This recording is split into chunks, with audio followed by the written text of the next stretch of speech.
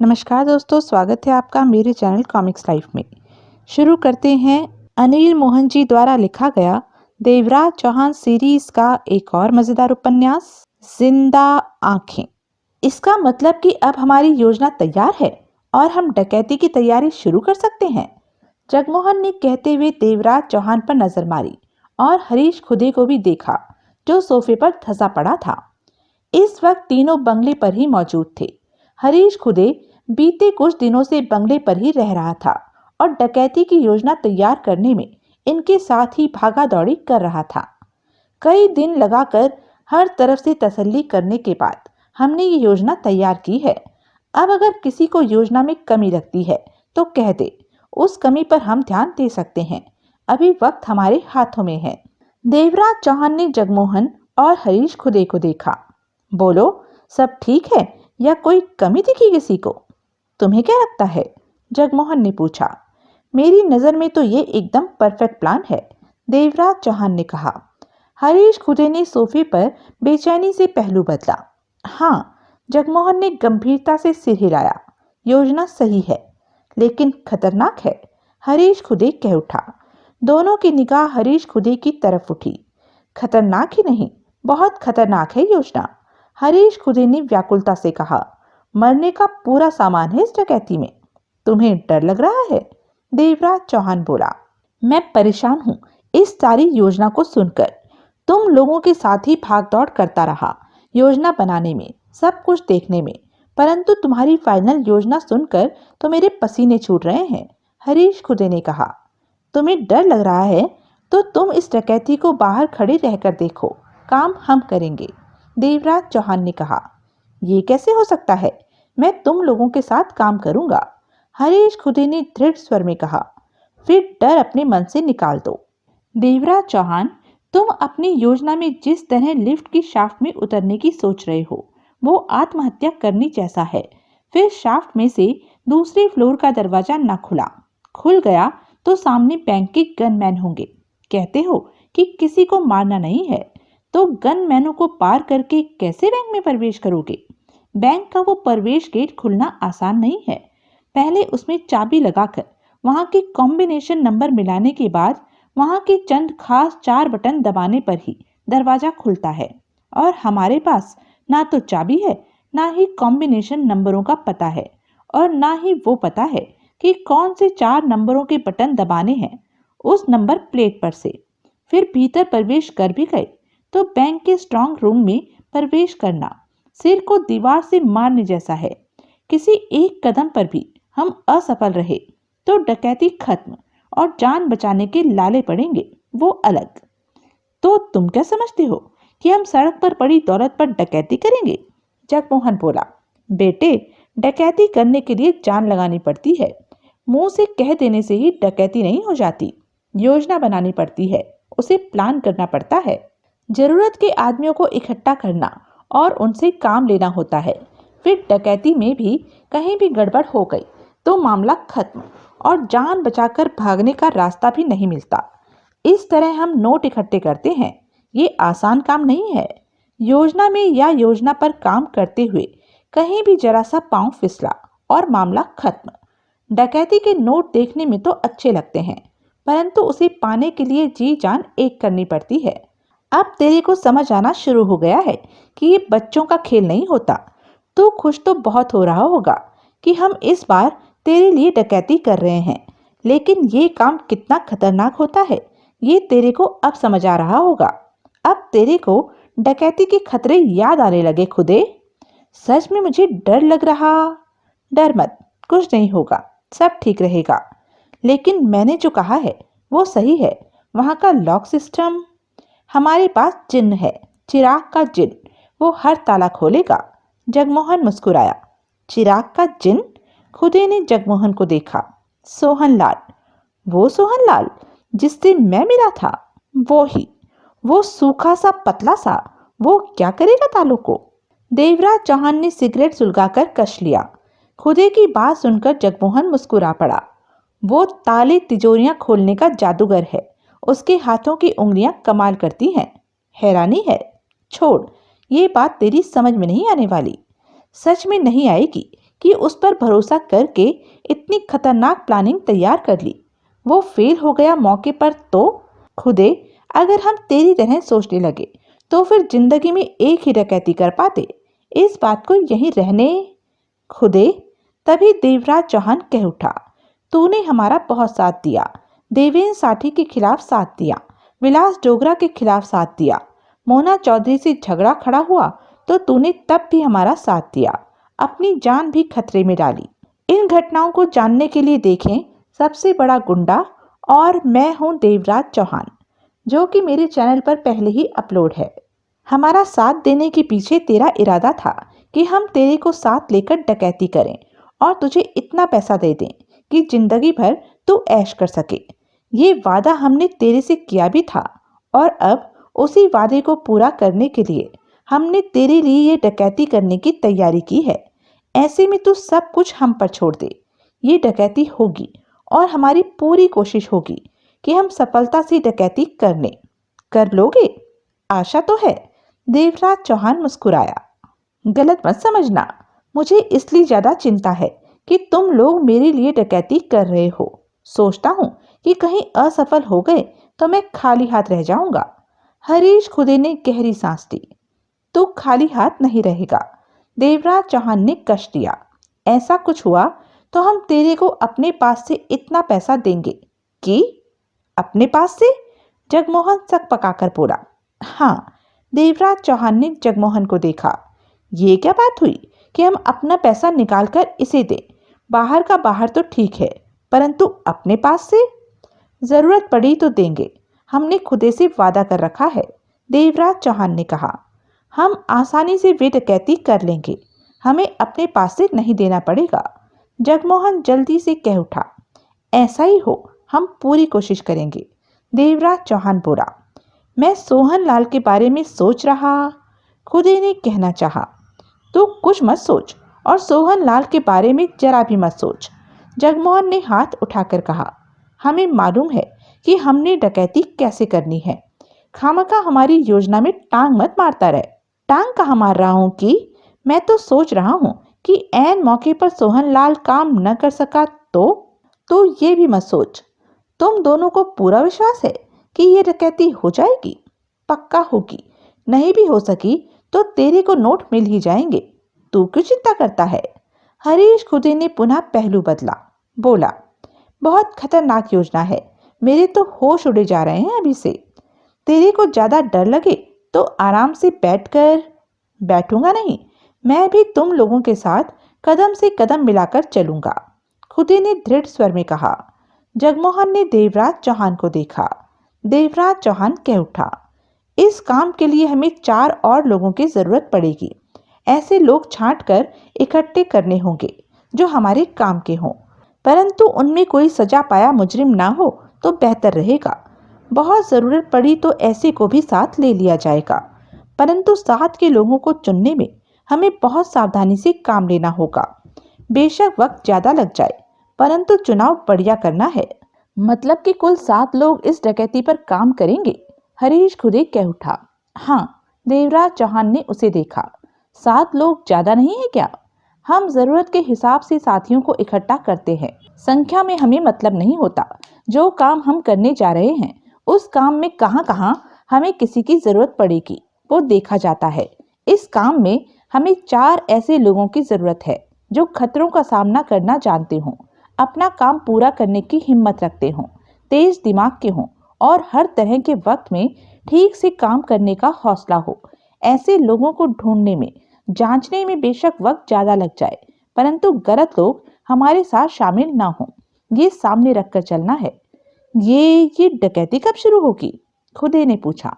जब हम काम के लोगों को इकट्ठा कर लेंगे तब अपनी योजना को मैदान में उतारेंगे। डकैती कब शुरू होगी ये हम कभी नहीं सोचते, सिर्फ ये बात ध्यान में रखते हैं कि जब काम शुरू हो तो कोई कमी ना रहे। तभी हरीश खुदे का मोबाइल बजने लगा। खुदे ने बात की। दूसरी तरफ टुन्नी थी। अब आ भी जाओ ना, टुन्नी की आवाज कानों में पड़ी। 2 महीने हो गए तुम्हें गए। खुदे देवराज चौहान और जगमोहन पर नजर मारकर बोला। टुन्नी है, साथ ही वो उठा। मैं जरा उधर होकर आराम से बात कर लूं।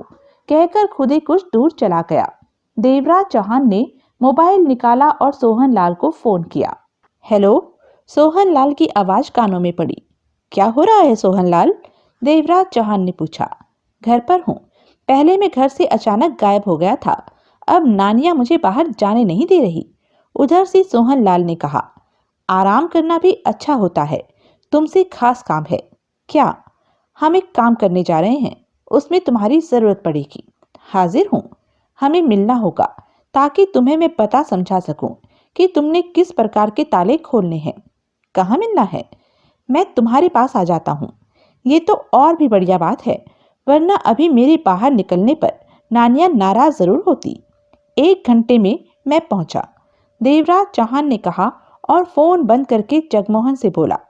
हमें इस काम के लिए कैसे लोग चाहिए, तुम समझ रहे हो? उन्हें इकट्ठा करना शुरू कर दो। सोहनलाल से मिलने के बाद मैं भी इस काम पर लग जाऊंगा। उधर हरीश खुदे ने टुन्नी से बात की। तेरे पास आने को बहुत दिल करता है टुन्नी, आ जाओ ना। उधर से टुन्नी ने आह भरकर कहा। पति को बुलाने के लिए भी बार बार कहना पड़ता है। समझा कर टुन्नी, इधर तेजी से काम चल रहा है। काम? डकैती का। तेरे को बताया तो हुआ है कि देवराज चौहान और जगमोहन मेरे लिए डकैती कर रहे हैं। वो मेरे को इतना माल देंगे टुन्नी कि पूछ मत। सारी उम्र मैं राजा बनकर रहूंगा और तू रानी। मजा आ जाएगा टुन्नी। वो कहीं तेरे साथ मजाक तो नहीं कर? क्या बात करती है तू? वो दोनों जुबान वाले हैं, जो कहा है वो ही कर रहे हैं। तूने भी तो बहुत किया उनके लिए। जब तुझे घर से ले गए तो तेरी ठुकाई करते थे। अब तू मुझे बताया करता था। उसके बाद तूने उनका साथ दिया, उनके काम में कई बार अपनी जान खतरे में डाली। तेरे को तो सब याद है टुन्नी। खुदे मुस्कुराया।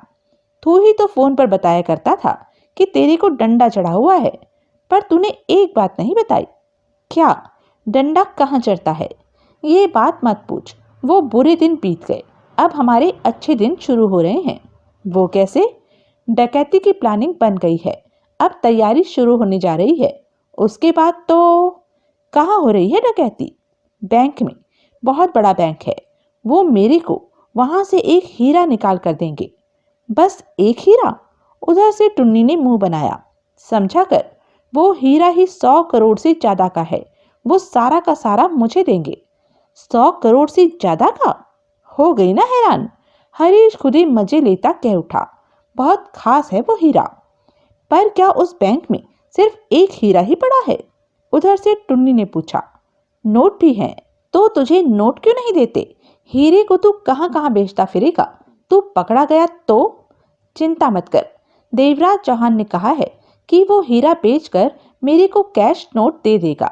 बात हो गई है। कहीं वो हीरा बेचने के चक्कर में हेरा फेरी ना कर ले। उसके साथ ही रहना। चिंता मत कर, ऐसा कुछ नहीं होगा। तो डकैती में भी साथ रहेगा? हाँ, वो तो रहना ही है। वो मेरे लिए काम कर रहे हैं, खुदे ने कहा। तेरे को कुछ हो गया तो? हरीश खुदी से कुछ कहते न बना। तेरे को कुछ नहीं होगा, टुन्नी की आवाज आई। मैंने तो मजाक किया है। देवराज चौहान है ना तेरे साथ? हाँ, मेरे को कुछ नहीं होगा। ये बातें छोड़ और आज मेरे पास आ जा। अभी नहीं। मैं? जवान बीवी को ज्यादा देर अकेला नहीं छोड़ते। खूबसूरत बीवी को तो बिल्कुल भी अकेला नहीं छोड़ते। मुझे तुझ पर भरोसा है। खुदे ने गहरी सांस ली। ये ही कहता रहेगा या मेरे पास आएगा भी? नहीं आ सकता। इधर बहुत काम। 2 घंटे के लिए आ जा। समझा कर, 2 महीने से मैंने तेरे को देखा भी नहीं। मैं तेरे पास करोड़ों की दौलत देकर आऊंगा। कुछ दिन की ही बात है, खुदे बोला। तब तक तो मेरी जान निकल जाएगी तेरे बिना। उधर से टुन्नी ने मुंह फुलाकर कहा। कुछ दिन और सब्र कर ले, फिर? तड़पाएगा अब तो मुझे। तेरे बिना 2 महीने कैसे काटे हैं ये मैं ही जानती हूँ। सब ठीक है, कुछ दिन और निकाल ले। अब बिल्ला तो है नहीं कि मैं चिंता करूं कि। सुन सुन, तो बिल्ला फिर आया था मेरे सपने में। उधर से एकाएक टुन्नी ने कहा। हरामजादे ने मरकर भी पीछा नहीं छोड़ा, खुदे ने कड़वे स्वर में कहा। वो सपने में मुझे कह रहा था कि जिसका तो इंतजार कर रही है वो अब कभी तेरे पास नहीं आने वाला। उसका ख्याल छोड़ दे, तुम मेरे पास आ जा। कहता था मैं किसी तरह अपनी जान दे दूं। तो उसके पास आ जाऊंगी मैं। ऐसा कहा कमीने ने। हाथ धोकर मेरे पीछे पड़ा है। जब जिंदा था तब भी, मर गया तो अब भी। साले का कोई इलाज करना पड़ेगा। हरीश खुदे ने जल भुनकर कहा। इलाज? मेरे ख्याल से मरने के बाद उसकी आत्मा भटक रही है टुन्नी। उसकी इच्छाएं पूरी नहीं हुई। बस मैं जरा डकैती के काम से निपट लूं, फिर आते वक्त किसी नामी तांत्रिक को साथ लेता आऊंगा। वो झाड़ फूंक देगा तो सब ठीक हो जाएगा। फिर बिल्ला सपने में तेरे पास आना बंद कर देगा। मैं जरा डकैती से निपट लूं। खुदे बोला। तेरे बिना मेरा दिल नहीं लगता। उधर से टुन्नी ने मुंह फुलाकर कहा। मैं आ जाऊं तेरे पास? तू यहाँ आकर क्या करेगी? इधर देवराज चौहान भी है, जगमोहन भी है। तू उधर ही रह। तेरा दिल नहीं करता मेरे से मिलने को? बहुत करता है। तो आजा। अब तो तेरे बिना तबीयत भी खराब रहने लगी है। तेरे को मेरी चिंता नहीं है क्या? मेरी रानी, मेरी जान, मेरी जिंदगी। मैं बहुत जल्द नोटों के साथ तेरे पास आऊंगा। अब तू फोन बंद कर। फोन बंद कर दूं? हाँ। कहने के साथ ही खुदे ने फोन पर चुम्मी दी और फोन बंद कर दिया। तभी खुदे को देवराज चौहान तैयार होकर बाहर जाता दिखा। जगमोहन अभी तक सोफे पर बैठा था। सुनो, कहते हुए खुदे आगे बढ़ा। देवराज चौहान ठिठक कर खुदे की तरफ घूमा। एक बात मेरे दिमाग में आई कि अगर डकैती के दौरान मुझे कुछ हो गया तो हीरे का क्या होगा? खुदे कह उठा। देवराज चौहान और जगमोहन की नजरें मिली। कुछ नहीं होगा। जगमोहन खड़ा होता कह उठा। हम तेरे साथ हैं। वो तो मुझे भी पता है कि कुछ नहीं होगा, पर तुम लोग ये डकैती मेरे लिए कर रहे हो।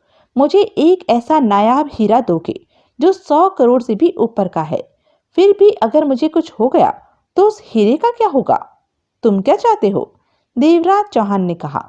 मुझे अगर कुछ हो जाए तो हीरा मेरी पत्नी टुन्नी को दे आना। खुदे ने गंभीर स्वर में कहा। ठीक है। देवराज चौहान ने सिर हिलाया। उस स्थिति में हीरा बेचकर नगद रुपया तुम्हारी पत्नी टुन्नी को दे देंगे। सारा पैसा, उस हीरे की जो भी कीमत मिले। हाँ, सारा। देवराज चौहान मुस्कुराया। इस बारे में तुम हम पर भरोसा कर सकते हो। मुझे पूरा भरोसा है तुम दोनों पर। खुदे ने गहरी सांस ली। वरना मेरे को दौलतमंद बनाने के लिए डकैती की तैयारी करते ही क्यों? मुझे साथ रखते ही क्यों? मेरे से वादा करते ही क्यों? और मुझे अपनी इस योजना में शामिल करते ही क्यों? देवराज चौहान सोहन लाल के घर पर फ्लैट के ड्राइंग रूम में बैठा था। सामने गर्म चाय के प्याले रखे थे। अभी अभी नानिया उन्हें चाय बनाकर देकर बाजार में सामान लेने गई थी और देवराज चौहान को पक्का करके गई थी कि उसके आने तक सोहन लाल को वहीं बिठाए रखे, बाहर न जाने दे। देवराज चौहान ने चाय का घूंट भरा। सोहन लाल ने गोली वाली सिगरेट सुलगाई और बोला। कहो, क्या करने जा रहे हो तुम? वर्सोवा के नेशनल बैंक में डकैती की प्लानिंग तैयार की है। वहां डकैती करनी है। वर्सोवा का नेशनल बैंक? सोहन लाल के माथे पर बल पड़े। जो कि दक्षाई मैंशन की दूसरी मंजिल पर है। वो ही। वो तो नेशनल बैंक का मुख्यालय है। वहां काफी सिक्योरिटी रहती है। पहली मंजिल पर ब्रांच है और दूसरी मंजिल पर बैंक का मुख्यालय है। वो भीड़ भाड़ वाली इमारत है। तीसरी और चौथी मंजिल पर दूसरी कंपनियों के ऑफिस हैं। मेरे ख्याल में वो खतरे वाली जगह है। किसी दूसरी जगह को चुनते तो बेहतर रहता। काम वहीं करना है। देवराज चौहान ने चाय का घूंट भरा। कोई खास वजह? वजह यह है कि दूसरी मंजिल के स्ट्रांग रूम में महीने भर के लिए एक नायाब हीरा रखा गया है, जिसकी कीमत 100 करोड़ रुपए से कहीं ज्यादा है। वो हीरा मैंने किसी को देना है। देवराज चौहान ने कहा। तो उस हीरे का सौदा किया है?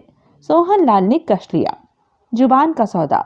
देवराज चौहान मुस्कुराया और उसे हरीश खुदे के बारे में बताता चला गया। सब बताया, शुरू से अंत तक बताया। मैं मिल चुका हूं हरीश खुदे से। सोहन लाल बोला। तो उसके लिए हीरे की डकैती कर रहे हो? बुरे वक्त में उसने मेरा काफी साथ दिया। सोहन लाल ने चाय का प्याला उठाकर घूंट भरा। ये तुम जानो कि तुम हरीश खुदे के लिए कुछ करना चाहते हो। ये तुम्हारा मामला है। परंतु नेशनल बैंक की दूसरी मंजिल के स्ट्रांग रूम में हर वक्त बहुत ज्यादा कैश मौजूद रहता है। जानता हूँ। सिक्योरिटी जबरदस्त है। मालूम है। आसान नहीं होगा ये काम। तुम्हें वहां के ताले खोलने हैं। लॉक किस तरह के हैं वो मैं तुम्हें बता देता हूँ, देवराज चौहान ने कहा। योजना तैयार कर ली? लगभग। मुझे बताओ। देवराज चौहान सोहनलाल को योजना बताने लगा। सारी योजना जानी सोहनलाल ने। देवराज चौहान की खामोश होते सोहनलाल गंभीर हो चुका था। इस बार तुमने ज्यादा खतरनाक काम को चुना, सोहनलाल बोला। मैं इससे भी ज्यादा खतरनाक काम कर चुका हूँ और तुम मेरे साथ रहे, देवराज चौहान ने कहा। सोहनलाल ने कुछ नहीं कहा। मेरी योजना तुम पर निर्भर करती है सोहनलाल। बैंक के भीतर पहुंचने के बाद अगर तुम ताले नहीं खोल सके तो मैं कुछ नहीं कर सकूंगा। मैं तुम्हें तालों के सामने ले जाकर खड़ा कर दूंगा और आगे का रास्ता तुम पर है। तुम्हारे बिना मेरी योजना बेकार रहेगी। असल काम तो तुमने ही करना है, देवराज चौहान बोला। बैंक का लॉक सिस्टम साधारण नहीं है, सोहनलाल ने कहा। तुमने देखा है वहां के लॉक सिस्टम को? ज्यादा नहीं, मतलब कि ध्यान से नहीं देखा, सोहनलाल गंभीर था। मैं तुम्हें बताता हूँ, तुम कुछ मत बताओ। कल मैं खुद ही वहां जाकर देखूंगा। वहां गार्ड्स होते हैं, वो तुम्हें वहां 2 मिनट के लिए भी खड़ा नहीं होने देंगे। मैं कुछ ऐसा इंतजाम करके जाऊंगा कि वो मुझे खड़े होने दें। स्ट्रांग रूम के लॉक्स कैसे हैं? स्ट्रांग रूम का दरवाजा और सिक्योरिटी सिस्टम स्विट्जरलैंड से मंगवाया गया था। इकबाल एंड कंपनी, जो कि विरले पाले की ज्योति जीवन बिल्डिंग की 5वीं मंजिल पर स्थित है, उसी कंपनी ने वहां के सारे सुरक्षा इंतजाम तय किए थे। उसी ने स्विट्जरलैंड से वो दरवाजा मंगवाया था। Iqbal and company full proof सुरक्षा देने का दावा करने वाली कंपनी है। उस कंपनी के इंजीनियर बराबर वहां हाजिरी लगाते हैं और सुरक्षा व्यवस्था को चेक करते रहते हैं। सोहनलाल ने देवराज चौहान को देखा। अब ये तुम्हें देखना है कि तुम कैसे इकबाल एंड कंपनी से लिंक बना पाते हो।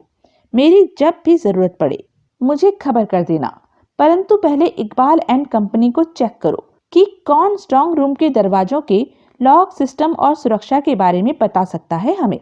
किसे इस बात की पूरी जानकारी है, ये सब कुछ तुमने जानना है। सोहनलाल होठ सिकोड़ कर रह गया। कितना वक्त लोगे इस काम में, देवराज चौहान ने पूछा। 3 दिन बाद तुम्हें इस बारे में बताऊंगा। तुम्हें ये देखना है कि वहां के लॉक सिस्टम को तुम खोल सकते हो या नहीं। इस बारे में 3 दिन बाद बात करूंगा, सोहनलाल ने गंभीर स्वर में कहा। बाहरी लॉक के बारे में भी जानकारी प्राप्त कर लेना। हो जाएगी, सोहनलाल ने सोच भरे स्वर में कहा। वहां पर तुमने सिक्योरिटी के बारे में बताया, जो कि बहुत तगड़ी है।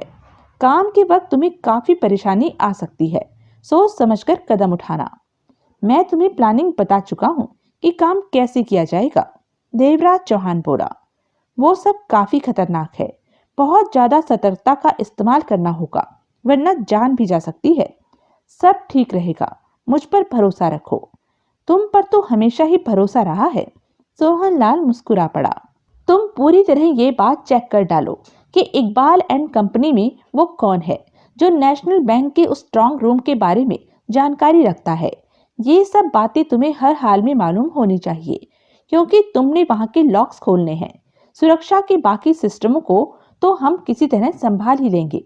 सब जानकारियां इकबाल एंड कंपनी से बाहर निकालो। अगर मैं वहां के लॉक सिस्टम को नहीं संभाल पाया तो मुझे इस डकैती का ख्याल छोड़ना होगा, क्योंकि सबको वहां तक पहुंचाना और वहां से बाहर लाना मेरा काम है। परंतु मैं वहां के मजबूत सुरक्षा लॉक्स को नहीं खोल सकता। वो काम तो तुम्हें ही करना होगा। करोगे तो काम होगा, नहीं तो नहीं होगा। आजकल नए नए तरह के सुरक्षा सिस्टम आ गए हैं, सोहनलाल बोला। मैंने उन नए सिस्टमों के बारे में काफी कुछ जाना है, पर नहीं जानता कि नेशनल बैंक के स्ट्रांग रूम के दरवाजे पर कैसे लॉक्स हैं। मुझे 3 दिन का वक्त दो, उसके बाद तुमसे मिलूंगा और तुम्हें बताऊंगा कि मैंने क्या क्या जानकारी हासिल की है। 3 के 6 दिन लग जाएं, कोई बात नहीं, परंतु काम ठीक करना। हमें सब कुछ पता होना चाहिए, देवराज चौहान ने कहा। सोहनलाल ने सिर हिला दिया। तभी कॉल बेल बजी। सोहनलाल ने दरवाजा खोला। नानिया वापस आ गई थी। सामान का एक थैला कंधे पर लटका हुआ था और 2 थैले सामान के भरे हाथ में थे। वो कह उठी, थैलों को पकड़ो, अब मेरा मुंह क्या देख रहे हो? सोहनलाल ने उसके हाथ से थैले पकड़कर भीतर रखे। नानिया दरवाजा बंद करते कह उठी, अभी तक तुम दोनों की बातें चल रही हैं। कमाल है, इतनी देर तो औरतें भी बातें नहीं करती। नानिया किचन में चली गई। सोहन लाल ने देवराज चौहान को देखा और मुस्कुराकर बोला, मोना चौधरी महाजन पारसनाथ मुझे घर से बुलाकर ले गए थे और अपने पास कैद कर लिया था, और उसके बाद 20 दिन मैं घर नहीं लौटा। तो नानिया उसी बात से अभी तक नाराज चल रही है। मेरे घर से बाहर निकलने पर पाबंदी लगा दी है। अब तो काफी ठीक हो गई है, नहीं तो ये बहुत तीखा बोलती रही मुझसे। अब तुम्हें काम के लिए घर से बाहर निकलना होगा। कहो तो नानिया भाभी से मैं कह दूं कि... देवराज चौहान ने कहना चाहा। ऐसी बात नहीं, मैं संभाल लूंगा।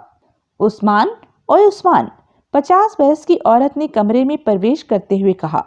2 दिन से तू लेटा हुआ है, खाता है, पीता है, फिर सो जाता है, काम में नहीं जा रहा। बात क्या है? कुछ नहीं।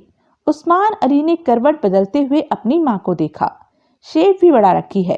तेरे को पता है घर में नोट खत्म होते जा रहे हैं। उसके पास बैठती माँ कह उठी, तेरे को कितनी बार कहा है कि 10-20 हजार घर में पड़ा हो तो काम में जाना मत छोड़ा कर। चल उठ, आज रात काम पे जाना। बढ़िया जगह हाथ मारना कि कम से कम 1-2 लाख का माल तो हाथ लगे। देखी है ऐसी कोई जगह? नहीं। ले, कहता है नहीं देखी। माँ ने मुंह बनाकर कहा, तू तो बहुत ढीला है। तेरा बाप बहुत शानदार हुआ करता था। 10 बजे रात को जाता था और सुबह होने से पहले ही माल लेकर घर आ जाता था। तेरे बाप ने ही तेरे को चोरी करना और असामी को पहचानना सिखाया। वो होती तो मुझे कोई चिंता नहीं होती थी। महीने भर में 2-3 लाख का माल तो चोरी कर ही लाते थे। फिर भी वो कभी बैठ कर नहीं खाते थे, पूरी जिम्मेदारी की तरह काम करते थे। वो तो वक्त बुरा था कि 4 साल पहले 5वीं मंजिल से भागते समय पांव फिसल गया और गिरकर जान गंवा बैठे। उसने गहरी सांस ली। उस्मान अली ने कुछ नहीं कहा। घर बैठना छोड़ दे, माँ पुनः बोली। काम के लिए रात को बाहर निकला कर। ललित का फोन आया था। वो तेरा अच्छा जोड़ीदार है, उसके साथ मिलकर ही चोरी किया कर। उठ जा, शाम हो गई है, तैयार हो और घर से निकल जा। आजकल लोगों ने तरह तरह के सुरक्षा के इंतजाम कर रखे हैं। उस्मान अली बोला। तो तू क्या कम है, 1 मिनट में तो ताला खोल लेता है। माँ ने मुस्कुराकर कहा, पता ही नहीं चलता कहाँ कहाँ सीसीटीवी कैमरा लगा। तेरे को कितनी बार समझाया है कि काम शुरू करने से पहले मुंह पर कपड़ा बांध लिया कर। कैमरों की फिक्र करेगा तो काम कैसे होगा? घर का खर्चा तो अब तेरे ही भरोसे है। मैं तो तेरी शादी का भी सोच रही हूँ। लड़की देखी है मैंने। कौन सी? ललित की बहन। सुंदर है, रंग सांवला है, नए नक्श तीखे हैं। मेरे के तो वो बहुत पसंद आई। अभी शादी नहीं करनी? क्यों? कमाऊ हो गया है तू, शादी क्यों नहीं करनी? ललित से बात करूंगी कभी मौका देखकर। अभी शादी का मन नहीं है। मन वन सब ठीक हो जाएगा। जिम्मेवारी सिर पर पड़ेगी तो रोज रात को काम पर जाया करेगा। बता, रात के लिए क्या बनाऊं? क्या खाकर काम पे जाएगा? माँ ने उसके सिर पर हाथ फेरते हुए कहा, आज ज्यादा माल लेकर लौटना। कोई जगह तो तय की नहीं, फिर चोरी कहाँ करूंगा? ऐसी जगह को चुनना तेरा काम है, मेरा नहीं। तेरा बाप तो सब तैयारी रखा करता था। कहाँ कहाँ चोरी करनी है सब कुछ उसके पेट में छिपा रहता था। तेरी तरह सुस्त नहीं था। चोरी नहीं कर सकता आज तो किसी को लूट गया। कुछ रुपया पैसा तो घर में आए। मैं तेरे को इस तरह घर में पड़े नहीं देखना चाहती। काम करता रहा कर। इस काम से मेरा मन खराब होता जा रहा है, उस्मान अली ने कहा। क्यों? माँ के माथे पर बल पड़े। रोज रोज खतरा उठाना कहाँ की अक्लमंदी है? पुलिस के हाथ लग गया तो क्या हो गया? तेरा बाप 6 बार जेल गया था पर उसके माथे पर शिकन नहीं आई। जेल से बाहर आता था और फिर चोरी करना शुरू कर देता था। जिम्मेवारी थी उस पर कि घर चलाना है। तू तो अभी से हिम्मत हारने लगा। अभी तेरी उम्र ही क्या है? तूने तो बड़े बड़े हाथ मारने हैं। अभी बड़ी बड़ी चोरियां करके घर को नोटों से भर देना है। अपने बाप से 2 कदम आगे जाएगा। ललित को फोन कर दे कि आज रात चलने का प्रोग्राम है। ललित सहारनपुर गया है। क्यों? मौसी के लड़के की शादी है। फिर तू अकेला ही जा। चोरी नहीं तो लूट मार कर घर पर नोट ला। आज मेरा मन नहीं है। कल? आज तू जाएगा और कल दिन में कहीं पर बढ़िया सा घर छांट जहाँ रात को चोरी करनी है। तेरा बाप इसी तरह काम किया करता था, सब पता तो है मुझे। उठ जा, मैं तेरे लिए खाना तैयार करती हूँ।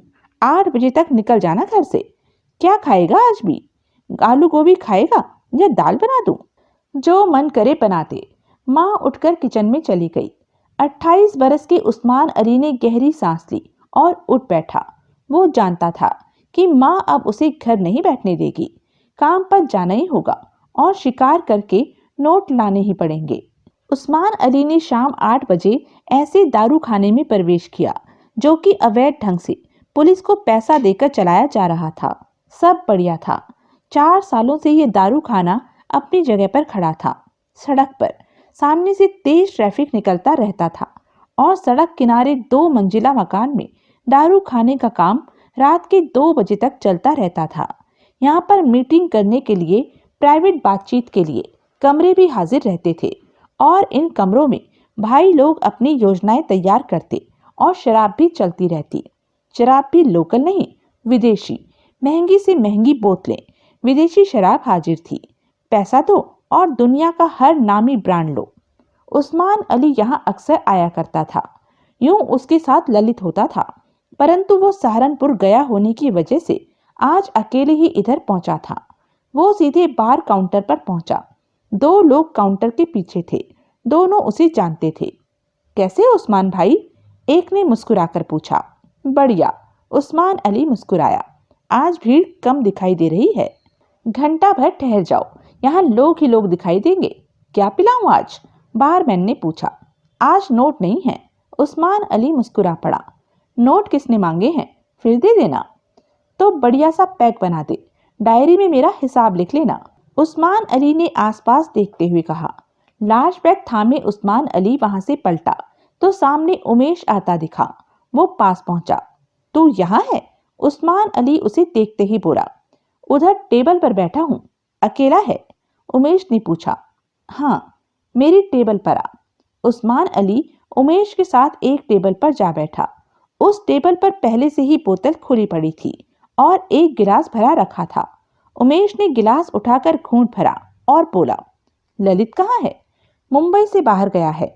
उस्मान अली ने अपने गिलास से घूंट भरा। अकेला गया है? तू साथ नहीं गया? वो रिश्तेदारी में शादी पर गया है। मेरा क्या काम? ओह, मैं समझा काम पर गया है। उमेश ने सिर हिलाकर घूंट भरा। कोई काम नहीं कर रहा? काम का मूड तो है, पर कोई आसामी नहीं ढूंढ रखी। 2-3 दिन घर से नहीं निकला। आसामी मैं बता देता हूँ, करेगा काम? उस्मान अली ने उमेश को देखा। उमेश मुस्कुराया, घूंट भरा। आसामी के बारे में बता। जब आसामी है तो तू क्यों नहीं कर लेता ये काम? उस्मान अली बोला। मुझे समस्या है, वहां मुझे पहचाना जा सकता है। मेरी पहचान का घर है वो। किसका? मामा का। अमीर है, बिजनेस चलता है, पैसे वाली पार्टी है। मामा के घर पर? क्या फर्क पड़ता है? मामा से कभी पटी नहीं, उसे पैसे का घमंड रहा। जब तक मेरी माँ जिंदा थी वो कभी घर नहीं आया। मरने पर ही आया था, या अब अपनी बेटी की शादी का कार्ड देने आया था। उमेश गंभीर हो गया। मैं आज चोर न होता, पढ़ लिख कर नौकरी कर रहा होता। अगर 45,000 रुपए की फीस मामा ने दे दी होती। तब बोला कि उसके पास पैसे नहीं हैं और 2-2 कारें रखी हुई थी। अब वो 3 कारें हैं। अब वो अपनी बेटी की शादी कर रहा है। कल 2 घंटे हाजिरी लगाकर वहां से आया हूँ। वली में है उसका घर। सब बता देता हूँ कि माल कहाँ रखा है, वहां किस बहाने से जाना है, वो भी बता दूंगा। तेरे को घर में घुसने की कोई दिक्कत नहीं आएगी। माल उड़ा के खिसकाना। कैसे घुसूंगा घर में? उस्मान अली सोच भरे स्वर में बोला। मेरा छोटा मामा, मतलब कि मामा का छोटा भाई जो कि अजमेर में रहता है, वो अपने भाई से किसी बात पर नाराज है और शादी में नहीं आ रहा। तो छोटे मामा की तरफ से शगुन का लिफाफा लेकर जाएगा। बीच में 5100 रुपया होगा, समझे? रात का वक्त है, वो तुझे वापस नहीं आने देंगे। तू ये ही कहेगा कि अजमेर से आया है और समझ गया समझ गया। मेरे को जो देना हो माल में से दे देना। उमेश बोला। 5100 रुपया कहाँ से आएगा शगुन का? वो मैं दे दूंगा। परसों ही मैंने एक जगह चोरी की, 80,000 नगद हाथ लग गया था। कल शादी होनी थी। आज रिश्तेदारी के 25-30 लोग आए हुए थे। कुछ पड़ोसी थे। घर के लोग थे। घर पर लाइटें लगी थी और हर तरफ खुशी का माहौल था। 10:30 बजे उस्मान अली वहां पहुंचा था। उमेश के मामा अजय सिंह को पूछने लगा तो फौरन ही उसे घर से भीतर अजय सिंह के पास पहुंचा दिया गया। वो अपनी 57 वर्षीय पत्नी दीपा के साथ घर के भीतरी कमरे में शादी ब्याह की किसी बातचीत पर व्यस्त थे कि उन्होंने उस्मान अली को देखा। आप अजय सिंह जी हैं? उस्मान अली ने हाथ जोड़कर पूछा। हाँ, मैंने तुम्हें पहचाना नहीं, अजय सिंह ने कहा। मुझे अजमेर से विजय सिंह जी ने भेजा। विजय ने? अजय सिंह कह उठा। वो तो मेरा फोन भी नहीं उठा रहा। कितनी बार फोन किया है उसे? पहले पूछो तो इन साहब को, क्यों भेजा है आपके भाई ने? औरत कह उठी। ओ हाँ, बैठो बैठो बेटा। उस्मान अली बैठा और जेब से रबड़ लगे 100 के नोट निकालकर अजय सिंह की तरफ बढ़ाए। ये विजय जी ने भेजा है, शगुन, आपकी बेटी लक्ष्मी के लिए। तो वो खुद शादी में नहीं आ रहा? अजय सिंह नाराज सा कह उठा। अब मैं क्या कहूँ जी, उन्होंने तो मुझे कहा कि ये शगुन आपको दे दूं। सीधा अजमेर से आ रहा हूँ और अब रात की बस पकड़कर वापस अजमेर चला जाऊंगा। थका पड़ा हूँ, रात कहीं रुकने की जगह भी तो नहीं है मेरे पास। नोट अभी भी उस्मान अली के हाथ में थे। विजय शादी में नहीं आ रहा तो मुझे उसका शगुन भी नहीं चाहिए। वो अपने को समझता क्या? ये क्या कह रहे हैं आप? शगुन क्या वापस लौट आते हैं? औरत बोली। ले लीजिए, आपका भाई नाराज है आपकी हरकतों की वजह से। उसने शगुन भेजा, ये ही बहुत है। ये नहीं लेंगे तो बचा खुचा रिश्ता भी टूट जाएगा। अजय सिंह ने अनमने ढंग से उस्मान अली के हाथ से शगुन ले लिया। अब मुझे इजाजत दीजिए, बस पकड़कर वापस अजमेर जाना। ऐसे कैसे जा सकते हैं आप? शादी वाला घर है, हाथ मुंह धोइए, खाना खाइए। थके हुए हैं तो आराम। माँ जी, उस्मान अली हाथ जोड़कर बोला, अगर खाना खाने रुक गया तो देर हो जाएगी और फिर अजमेर की बस भी नहीं मिलेगी। बात कल पर चली जाएगी और मेरे पास मुंबई में रात बिताने की जगह भी नहीं है। मैं तो... क्या नाम है तुम्हारा? अजय सिंह ने पूछा। राजू। रात तुम यहीं रहो राजू, खाना खाओ, आराम करो। आखिर तुम्हें विजय ने भेजा है, सुबह चले जाना। जैसी आपकी मर्जी, उस्मान अली ने कहा। मैं इसी कमरे में रात रह लूं तो कोई हर्ज तो नहीं? कोई हर्ज नहीं, यहीं रहो। उमेश ने उसे जिस कमरे के बारे में समझाया था वो ये ही कमरा था। कमरे के कोने में खड़ी गोदरेज की अलमारी को वो पहचान गया था, जो हुलिया उसे बताया था उमेश ने। कितनी आसानी से उसे घर में जगह मिल गई थी। रात के 3 बज रहे थे। उस्मान अली की आंखों में नींद नहीं थी। वो उसी कमरे में बेड पर लेटा हुआ था। कमरे में रोशनी थी। घंटा भर पहले ही सब सोने गए थे। 2-4 लोग तो अभी भी जाग रहे थे। उस्मान अली ने बेड पर सोए दूसरे आदमी को देखा। बेड के पास ही नीचे गद्दे बिछाकर एक औरत 2 बच्चों के साथ सोई थी। उसने अलमारी पर निगाह मारी, वो बंद थी। परंतु उस्मान अली को उसके बंद होने की कोई चिंता नहीं थी। उसे खोलना उसके लिए मामूली काम था। और उसके औजार उसके पास पैंट की पिछली जेब में थे। उस्मान अली कुछ और वक्त बीत जाने का इंतजार करता रहा। दीवार पर लगी घड़ी ने जब 3:30 बजाए तो उठ बैठा वो। घर के सब लोग सो चुके थे। कभी कभार अवश्य किसी एक आध के चलने फिरने की आहट आ जाती थी। उसने कमरे में सोए अन्य लोगों पर निगाह मारी, फिर खिसक कर बेड से उतरा और नीचे पड़े जूते पहनने लगा। जूते पहनने के बाद खड़ा हुआ और नीचे सोई औरत और 2 बच्चों से बचकर पांव रखता कोने में खड़ी अलमारी के पास पहुंचा और कमरे के दरवाजे पर नजर मारी। वहां कोई नहीं था।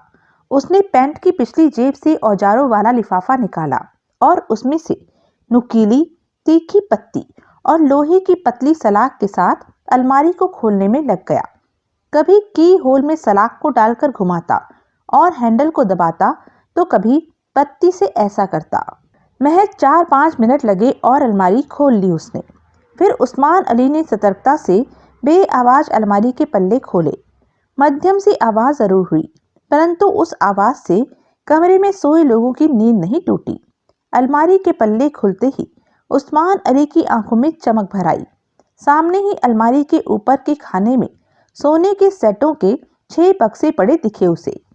उस्मान अली ने जल्दी से 6 के 6 बक्से खोले और उनमें रखे सारे सोने के सेट निकालकर जेबों में भर लिए। वो 6 सोने के सेट थे और जानता था कि लाखों का माल है ये। 2 मिनट में ही ये काम करके फारिग हुआ और अलमारी के पल्लों की ओट से निकला कि दिल उछलकर गले में आ फंसा। 2 कदमों की दूरी पर अजय सिंह की पत्नी खड़ी उसे देख रही थी। वो कब कमरे में आई पता नहीं चल सका उसे। उस्मान अली हक्का बक्का रह गया। रंगे हाथ पकड़ा गया था वो। दोनों कई पलों तक एक दूसरे को देखते रहे। उस्मान अली के चेहरे पर से कई रंग आकर गुजर गए।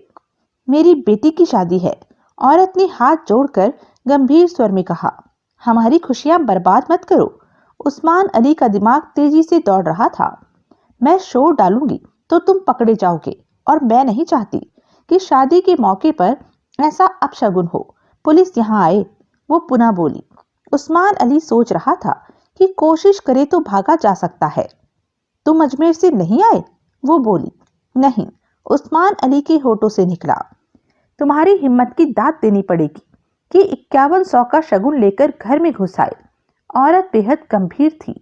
अब तुम सारे सेट निकाल कर रख दो और चले जाओ, नहीं तो मैं शोर मचा दूंगी। खाली हाथ घर पर लौटा तो मां नाराज होगी। उस्मान अली ने गंभीर स्वर में कहा। औरत कुछ पल उसे देखती रही, फिर कहा, क्या चाहते हो? कम से कम 25,000 और शगुन का 5100 वापस। उस्मान अली ने कहा। मतलब कि 30,000 रुपया तुम्हें मिले तो तुम सोना रख कर जाने को तैयार हो? औरत ने कहा। हाँ। अलमारी के नीचे वाले खाने में पीले रंग का साफा पड़ा है, उसमें से 30,000 निकाल लो। औरत ने कहा। उस्मान अली ने 2 पल औरत को देखा और नीचे झुककर पीला वाला लिफाफा तलाश करने लगा, जो कि उसे मिल गया। वो वहां से जल्दी निकल जाना चाहता था। अगर कोई और आ गया तो फिर नहीं बच सकेगा। लिफाफे में नोटों की गड्डियां भरी पड़ी थी। उसने 500 की गड्डी निकाली और उसमें से अंदाजे से 20,000 के नोट निकालकर लिफाफे में वापस डाले और बाकी के नोट जेब में रखकर जेबों से सोने के सेटों को एक एक करके बाहर निकालने लगा। सारा सोना बाहर निकालकर बेड पर रख दिया। औरत गंभीर निगाहों से ये सब देख रही थी। अब तो तुम्हारी मां नाराज नहीं होगी? औरत ने पूछा। नहीं। उस्मान अली दरवाजे की तरफ बढ़ गया। मेरी बेटी सुखी रहे, ऊपर वाले से ये जरूर मांगना, पीछे से औरत ने कहा। उस्मान अली बाहर निकलता चला गया। सुबह के 3:45 बज रहे थे। 4:30 बजे घर पहुंचा तो मां लगभग जाग ही रही थी। उसके इंतजार में वो दरवाजा खोलते ही बोली, सब ठीक रहा ना? हाँ। उस्मान अली घर में प्रवेश कराया। क्या लाया? मां दरवाजा बंद करते हुए बोली, 25,000। अच्छा हाथ मारा है। मां खुश हो गई। चोरी की? उस्मान अभी सोचने लगा कि अगर मां को सारा किस्सा पता चल जाए तो उसे छोड़ेगी नहीं कि लाखों की जेवरात हाथ आने के बाद निकल जाने दिए। जवाब में उसने मुस्कुराकर कहा, किसी को लूटा, कार वाले को। ये भी ठीक है। मां ने कहा, माल आता रहना चाहिए। ला, मुझे दे 25,000। उस्मान अली ने जेब से नोट निकाले और 5,000 रखकर बाकी मां को दे दिए। तूने क्यों रखे? मां बोली। वो मेरे नहीं हैं, 5,000 उमेश को देने हैं। वो दारू के अड्डे पर मिला था, उससे लिए थे। उमेश भी काम काज में ठीक है, उससे बना के रख। खाना लगाऊं? कुछ खाया है या नहीं? खा लिया था। 1-2 पैग लगा ले और सो जा। कल काम पे जाने की जरूरत नहीं है। अगले दिन दोपहर बाद उस्मान अली उमेश के घर पहुंचा। वो एक कमरे में अकेला ही रहता था। रात काम किया? दरवाजा खोलते उमेश ने उसे देखा तो पूछा। नहीं, कोई और काम पड़ गया, वहां नहीं जा सका। तेरे 5100 लौटाने आया हूं। इस काम में तेरे को बढ़िया माल मिल जाता। उस्मान अली उमेश को पैसे देकर अपने स्कूटर पर वहां से चल दिया। मन में यही सोच रहा था कि रात फंसते फंसते बचा है। अगर उस औरत ने शोर डाल दिया होता तो पकड़ा जाता। भला उस औरत का कि उसने शोर भी नहीं डाला और 30,000 देकर भेजा। अपने घर में हो रही शादी के मजे को खराब नहीं करना चाहती थी शोर मचाकर। पर ऐसा कब तक चलेगा? पकड़ा जाएगा तो सीधा जेल में 6 महीने, साल से पहले नहीं छूटेगा।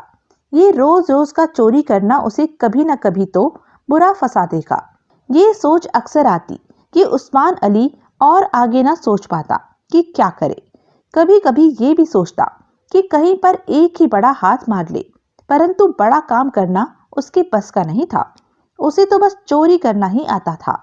फिर मन ही मन सोचा कि 2-3 दिन में ललित लौट आएगा तो उससे इस बारे में सलाह मशवरा करेगा। एक साथ ज्यादा नोट कमाने के लिए कोई जुगाड़ तो करना ही पड़ेगा। वापस घर पहुंचा। आते वक्त समथिंग स्पेशल की बोतल लेता आया था कि रात को जमकर पिएगा और खाएगा, फिर सो जाएगा। अभी कई दिन का खर्चा पास में था, 2-4 दिन तो काम नहीं करेगा। घर पहुंचा तो दरवाजा खुला ही पाया। शाम के 5:30 बज रहे थे। माँ उसे कमरे में ही बैठी दिखी। वो बोतल थामे कमरे में गया कि ठिठक गया। सामने कुर्सी पर देवराज चौहान बैठा था। दोनों की नजरें मिली। ये अभी आए हैं, माँ खड़ी होकर कह उठी। कह रहे थे ललित ने भेजा है, कुछ काम है। ललित ने? उस्मान अली ने बोतल माँ को देते कहा, इसे भीतर रख दे। माँ बोतल लेकर गई, फिर तुरंत ही लौट आई रखकर। तुम उस्मान अली हो? देवराज चौहान बोला। हाँ। ललित तुम्हें कहाँ मिला? उस्मान अली संभला संभला सा दिखा। मैं ललित को नहीं जानता, देवराज चौहान ने कहा। फिर उसने तुम्हें कैसे भेज दिया मेरे पास कि तुम उसे जानते तक नहीं? पुलिस वाले हो? नहीं, देवराज चौहान ने शांत स्वर में कहा। स्वरूप पांडे को जानते हो? नहीं, मैं स्वरूप पांडे को जानता हूँ और स्वरूप पांडे ललित को जानता है। उससे मुझे तुम्हारा पता मिला। उसी ने कहा कि मैं ललित का नाम लूं तो बात करने में आसानी होगी। समझे अब सारी बात? उस्मान अली ने सिर हिलाया और कुर्सी पर बैठते कह उठा। मेरे से क्या काम है? बेहतर होगा कि एक बार मेरे बारे में ललित से बात कर लो। देवराज चौहान ने सिगरेट सुलगाई। स्वरूप पांडे ने कहा था कि तुम्हें ललित से बात करने को कह जरूर दूं। जरूर इस बात का कोई मतलब होगा। तुम्हारा नाम क्या है? उस्मान अली जेब से मोबाइल निकालता कह उठा। देवराज चौहान। माँ खामोशी से खड़ी उनकी बातें सुन रही थी, उन्हें देख रही थी। बीच में नहीं बोली वो। उस्मान अली ने ललित को फोन किया। बात हुई। कहाँ है तू? उस्मान अली बोला। कब लौटेगा? कल तक तो आ जाता, परंतु अब महीना लगेगा। उधर से झल्लाया सा स्वर कानों में पड़ा। 1.5 महीना? क्या कहता? टांग टूट गई है मेरी। शादी में पीकर सीढ़ियों से गिर गया। 6 हफ्तों का प्लास्टर चढ़ा है। ओह, बुरा हुआ। उस्मान अली ने देवराज चौहान पर नजर मारी। ये स्वरूप पांडे कौन? ओह, अपने चक्कर में तेरे को बताना भूल गया। तेरे पास कोई मिलने आया? सामने बैठा है, घर पर, तभी फोन किया। स्वरूप मेरी पुरानी पहचान का है। इस आदमी को किसी बड़े काम के लिए बंदे की जरूरत है। स्वरूप ने मुझे फोन किया, पर मेरी टांग पर तो कल रात को प्लास्टर चढ़ गया था, तो मैंने तेरे बारे में बता दिया उसे। तू अपना मामला पटा इससे, बात करते देख। तू जानता है इसे? नहीं, मुझे तो इसका नाम तक नहीं पता। उधर से ललित की आवाज आई। ठीक है, मैं तेरे को बाद में फोन करता है, कहकर उस्मान अली ने फोन बंद किया। क्या कहता है ललित? माँ ने पूछा। इसने जो कहा वो सही है। उस्मान अली ने देवराज चौहान को देखा। मेरे से क्या काम है? देवराज चौहान ने उसकी माँ को देखा, फिर उसे देखा। उसकी नजरों का मतलब समझकर उस्मान अली बोला। माँ से कोई पर्दा नहीं है, जो कहना है कह दे। मैं देवराज चौहान और डकैतियां करते रहना मेरी पुरानी आदत है। उस्मान अली ने होठ सिकोड़े उसे देखता रहा। तभी माँ तेज स्वर में कह उठी। उस्मान, सोचता क्या है? तूने सुना नहीं? ये डकैती मास्टर देवराज चौहान है। पांव पकड़ ले इसके। इसका आशीर्वाद तेरे को मिल गया तो तेरी जिंदगी बदल जाएगी। जल्दी कर, पांव पकड़ ले। माँ की आवाज और चेहरे पर जहान भर की खुशी थी। सारी बात समझने में उस्मान अली को आधा मिनट लगा। वो तो सामने वाले को यूं ही साधारण सा इंसान समझ रहा था। ये डकैती मास्टर देवराज चौहान है। उस्मान अली के कान खड़े हो गए। क्या बोला तुमने? उस्मान अली के होठों से निकला। तुम ही डकैती मास्टर देवराज चौहान हो? हाँ। झूठ तो नहीं कह रहे? मैं झूठ नहीं बोलता। देवराज चौहान ने उसकी माँ को देखा। मैं सिगरेट पी लूं तो आपको ऐतराज? ना, मुझे भला क्यों ऐतराज होने लगा? सिगरेट पी, शराब पी, पकौड़े में तेरे को बनाकर खिलाती हूँ। मेरे तो भाग्य खुल गए जो डकैती मास्टर देवराज चौहान के कदम मेरे घर पर पड़े हैं। तू मेरा बेटा होता तो कितना अच्छा होता। मैं तो। तभी उस्मान अली का फोन बज उठा। देवराज चौहान पर उलझन भरी नजरें टिकाए उसने फोन पर बात की। हेलो उस्मान, उधर से ललित का तेज स्वर कानों में पड़ा। मैंने अभी स्वरूप पांडे से बात की। वो कहता है तेरे से जो मिलने आया है वो डकैती मास्टर देवराज चौहान है। सत्यानाश हो मेरी टांग का, इसे अभी टूटना था, वरना देवराज चौहान मेरे से बात करता। वो जरूर कोई बड़ी बात करने आया। मैं तेरे को बाद में फोन करता हूँ, उस्मान अली ने कहकर फोन बंद कर दिया। तब तक देवराज चौहान ने सिगरेट का कश ले लिया था। वो बोला, बड़ा काम करना चाहता है? लो जी, नेकी और पूछ पूछ। माँ कह उठी, मेरा बेटा आपके हवाले, जो कहोगे वो ही करेगा, बस नोट देते रहना। तुम चुप करोगी माँ? उस्मान अली ने गंभीर स्वर में कहा। ठीक है, नहीं बोलती, तू चाय बना। नहीं, मैं तो बातें सुनूंगी, माँ ने खुशी के मारे मुस्कुराकर कहा। उस्मान अली ने देवराज चौहान को देखकर पूछा, बड़ा काम करूंगा देवराज चौहान, लेकिन करना क्या है? डकैती। खतरा कितना है? उस्मान अली ने पूछा। खतरे वतरे को छोड़, माँ कह उठी। देवराज चौहान तेरे घर पर आया है तेरे को पूछने। माना हुआ डकैती मास्टर है, तेरे तो भाग खुल गए। पैर पकड़ ले जल्दी से, मौज करेगा जिंदगी भर। जहाँ दौलत होती है वहाँ खतरा भी होता है, देवराज चौहान ने कहा। हम सब काम करेंगे, खतरा होगा तो सबके लिए होगा, एक के लिए नहीं। रोज रोज खतरे में पड़ने से अच्छा है कि एक ही बार खतरा उठा लो। ठीक ही तो कहता है देवराज चौहान, माँ कह उठी। जान जाएगी? उस्मान अली ने गंभीर स्वर में पूछा। कम चांसेस है, देवराज चौहान ने कहा। मिलेगा क्या? जितने नोट साथ ले जा सकोगे ले जाना, ये तुम पर होगा। मैं समझा नहीं? तुम्हें ऐसी जगह पहुंचा दूंगा जहां करोड़ों के नोट पड़े होंगे, उसमें तुम कितने उठाकर ला सकते हो ये तुम पर है। उस्मान अली ने गहरी सांस ली। ये सारे ले आएगा, मेरा शेर है शेर, माँ जल्दी से बोली। मजाक तो नहीं कर रहे? मैं गंभीर हूँ। तुम्हें कैसे पता कि मैं तुम्हारे काम का हूँ? डकैती में तुम्हारे काम आ सकता हूँ। सुबह मुझे स्वरूप पांडे ने तुम्हारे बारे में बताया था, उसके बाद मैंने तुम्हारे बारे में पता किया। स्वरूप ने ललित से बात की, सब कुछ मिलाकर तुम मुझे काम के लगे। देवराज चौहान बोला। कहाँ करनी है डकैती? ये बात और डकैती की प्लानिंग सबको एक साथ ही बताई जाएगी। देवराज चौहान ने कश लिया। कुछ दिन तुम इंतजार करोगे और अब कोई भी काम नहीं करोगे। ऐसा ना हो कि तुम पुलिस के हाथों में पड़ जाओ और वक्त पर मेरे साथ काम न कर सको। उस्मान अली ने सिर हिलाया। लेकिन देवराज चौहान बेटा, माँ तुरंत कह उठी। आजकल हाथ तंग चल रहा है, घर में पैसा नहीं है, काम नहीं करेगा तो खर्चा कैसे चलेगा? इसका काम तो मजदूरी वाला। देवराज चौहान उठा और जेब से 500 की 2 गड्डियां निकालकर उस्मान अली को दी। खर्चे के लिए लाख रुपया काफी होगा। ये बात बाहर नहीं निकलनी चाहिए कि तुम मेरे साथ काम करने जा रहे हो या हम मिले थे। ललित को भी पता न चले कि तुम मेरे साथ डकैती में शामिल हो रहे हो। ठीक है, उस्मान अली उठते हुए बोला। तुम क्या जा रहे हो? हाँ। क्यों? मैंने इस डकैती के बारे में कई बातें पूछनी है, कई ऐसी बातें हैं जो वक्त आने पर तुम्हें पूछने का मौका मिलेगा और हर सवाल का जवाब मिलेगा, देवराज चौहान ने कहा। और कितने लोग इस काम में शामिल हैं?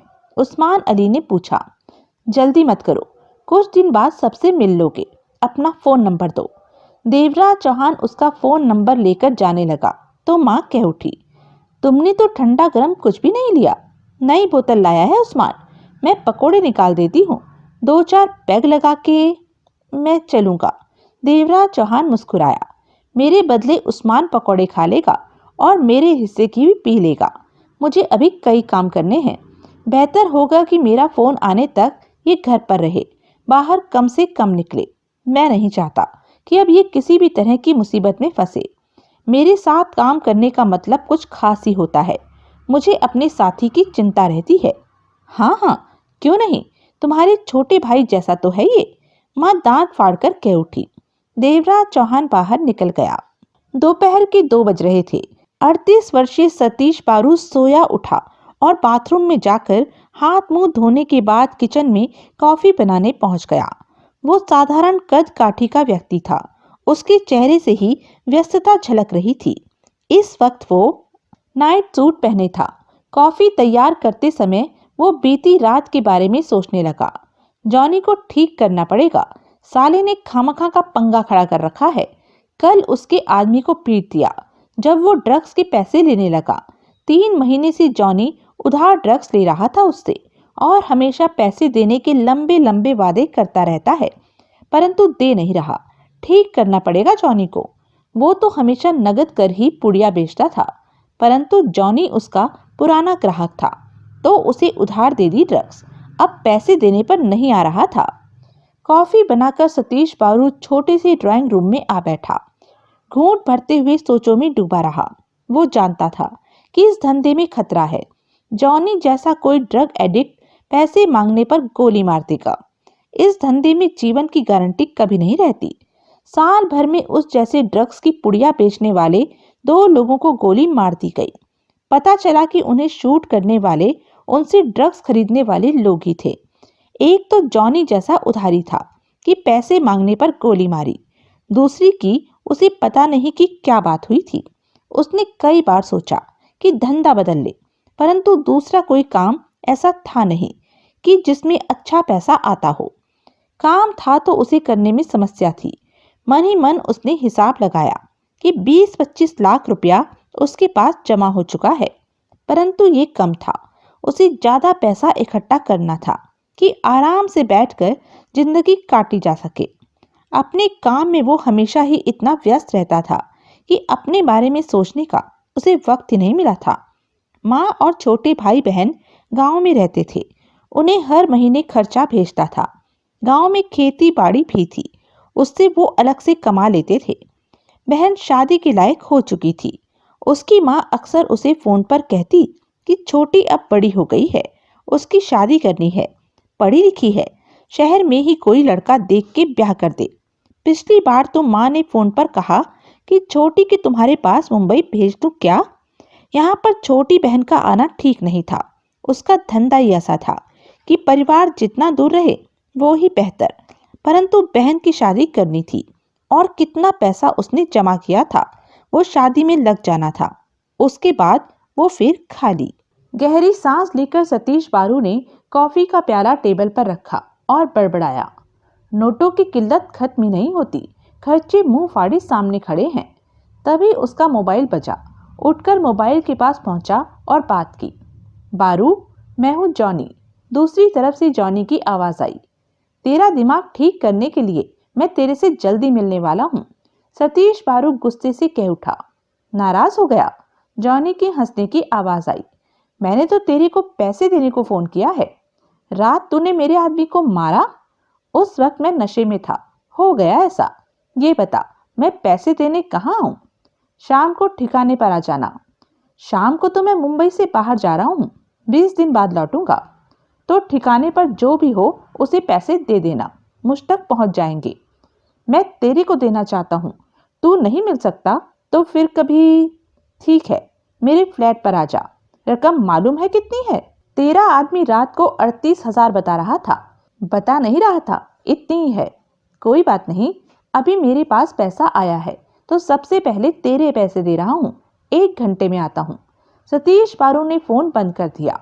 जॉनी पैसे लेकर आ रहा है, इस विचार के साथ उसका गुस्सा शांत हुआ।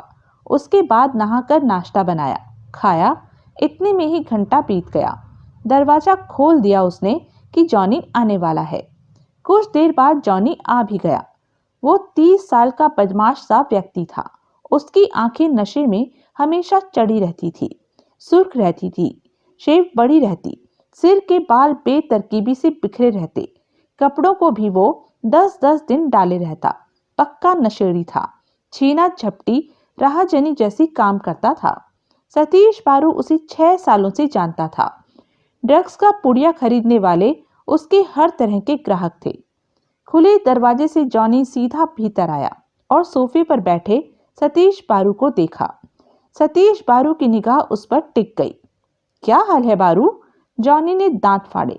रात तूने बहुत गलत किया, सतीश बारू ने सख्त स्वर में कहा। मेरे आदमी पर हाथ उठाया। गलत किया तो तभी तेरे पास आया। नोट दे और चलता बन। जॉनी आगे बढ़कर सोफे पर आ बैठा और बोला, चाय पानी नहीं पूछेगा? तेरे घर पर आया हूँ। नोट दे और जा। सतीश बारू का स्वर तीखा था। जॉनी ने सिर हिलाया और कहा, रात जो हुआ उसके बाद मैंने सोचा कि अब तू चुप नहीं बैठेगा और मुझे घेर कर मेरे को खूब पीटेगा, लेकिन ऐसी नौबत आए उससे पहले ही मैंने तेरे को मिल लेना ठीक समझा। मैं पिटाई नहीं सह सकता।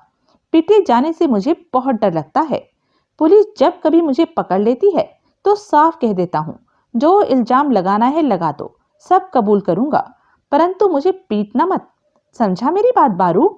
पीटे जाने से मुझे बहुत डर लगता है और तू मुझे छोड़ने वाला नहीं था। मैं ही आ गया तेरे पास। कितना पैसा है तेरा? 38,000। कितनी बार पूछेगा? सतीश बारू ने सख्त स्वर में कहा। तेरे को पता है कि 38,000 मेरे लिए बड़ी रकम है। गलती तेरी है जो तूने उधार को इतना बड़ा होने दिया। मेरे पास तो पैसे हैं नहीं। क्या? सतीश बारू सतर्क हुआ। सच में नहीं है। फोन पर तो मैंने तेरे से झूठ ही कहा था कि मेरे पास पैसे हैं। जॉनी हंसा। अच्छा। सतीश बारू उठा और दूसरे कमरे की तरफ बढ़ा। मैं तेरे लिए चाय बनाता हूँ। रुक जा। एकाएक जॉनी गुर्राया। सतीश बारू ठिठक कर पलटा। जॉनी के हाथ में लंबे फल वाला खुला चाकू चमक रहा था। चेहरे पर खतरनाक भाव आ गए थे और आंखों में वहशी चमक नाच रही थी। वो उसी प्रकार सोफे पर बैठा रहा, उसे देखता रहा। सतीश बारू ने सतर्कता भरे अंदाज में उसे घूरा। रिवॉल्वर लेने जा रहा था, है ना? जॉनी ने मौत भरे स्वर में कहा। सतीश बारू उसे उसी तरह से देखता रहा। मैंने तेरे से सही कहा था कि मैं पिटाई नहीं सह सकता, इसलिए तेरे पास पहले ही चला आया। अब समझ में आई बात कि मैं क्यों तेरे पास आया हूँ? जॉनी उठ खड़ा हुआ। सारी गलती तेरी है। तेरे को इतना बड़ा उधार मेरे को नहीं देना चाहिए था। ना तो उधार देता, ना ये नौबत आती। तेरी रिवॉल्वर ढूंढकर मैं ले जाऊंगा। अब चाकू से काम नहीं होता। रिवॉल्वर की जरूरत मैं कब से महसूस कर रहा। तेरा दिमाग खराब हो गया है जॉनी। सतीश बारू कठोर स्वर में गुर्रा उठा। दिमाग खराब हो गया है तभी तो तुझे मारने आ गया। बेवकूफी वाली बातें मत कर। सतीश बारू ने कहा। पैसे देने में देर सवेर हो जाती है, कोई बात नहीं। तेरे को और वक्त चाहिए तो तब भी कोई बात नहीं। चाकू जेब में रख ले और चाय पीकर जाना। बारू? जॉनी हंसा। सच बात तो ये है कि मैं पैसे देना ही नहीं चाहता। सतीश बारू सतर्क सा खड़ा उसे देखता रहा, फिर बोला, मैंने पैसे छोड़े, जा तू। वाह बारू, तू क्या समझता है जॉनी तेरी बातों में आ जाएगा? तू पैसे छोड़ने वाला नहीं। इस चाकू को निकालने के बाद तो बिल्कुल भी नहीं। अब तो अपने आदमी मुझ पर दौड़ा देगा कि मुझे मार दिया जाए, इसलिए तेरा मर जाना ही ठीक रहेगा। जॉनी बारू की तरफ बढ़ा। दरिंदगी टपक रही थी उसके हाव भाव में। साले, मैं तेरे को खत्म करने आया हूँ। पागल मत बन। मैं? जॉनी चाकू के साथ बारू पर झपट पड़ा। सतीश बारू ने फुर्ती से एक तरफ छलांग लगा दी और नीचे लुढ़कता चला गया, परंतु संभल नहीं पाया कि जॉनी उसके सिर पर आ गया। जॉनी के होठों से गुर्राहटें निकल रही थी। वो उसकी छाती पर चाकू मारने के लिए झुका कि बारू ने फौरन करवट ले ली। चाकू की नोक फर्श पर लगी कि तभी बारू ने उसे हाथों से धक्का दिया तो जॉनी संभल ना सका और नीचे जा लुढ़का। चाकू उसके हाथ में ही रहा। बारू जल्दी से उठा और नीचे पड़े जॉनी पर छलांग लगा दी। सबसे पहले उसकी चाकू वाली कलाई पकड़ी। दूसरे हाथ से जॉनी का गला पकड़ना चाहा, परंतु जॉनी ने घुटने की ठोकर उसकी कमर में दे मारी। बारू करहा कर पीछे हटा तो जॉनी ने जूते की ठोकर उसके पेट में मारी। बारू पीछे जा गिरा। जॉनी फुर्ती से खड़ा हो गया और बारू पर झपटा। बारू के चेहरे पर अब मौत के भाव नाच रहे थे क्योंकि जॉनी पास आया।